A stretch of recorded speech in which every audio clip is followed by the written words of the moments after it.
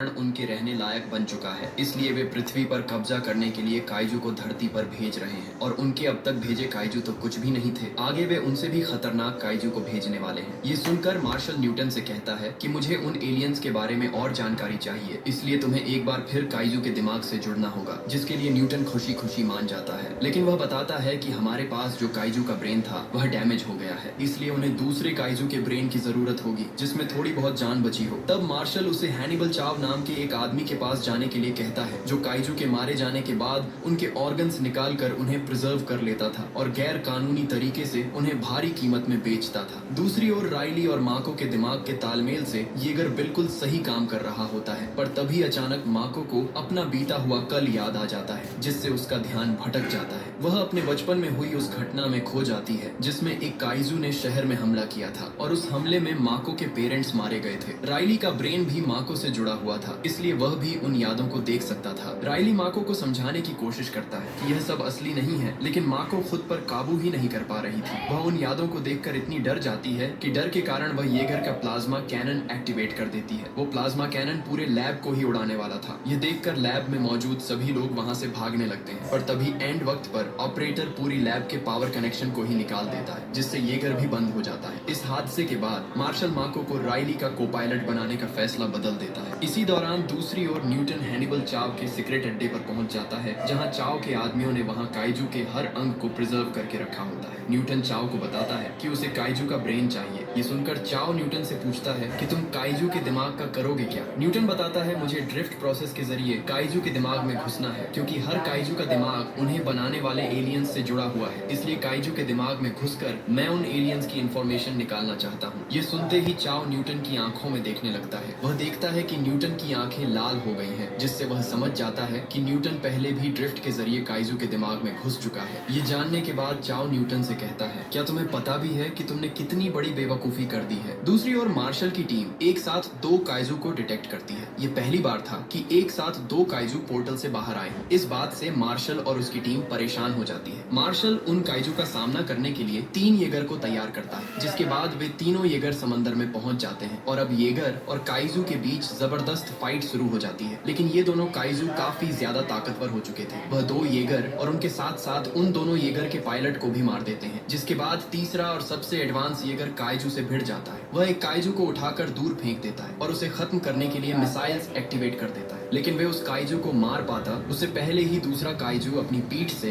Electromagnetic pulse छोड़ देता है।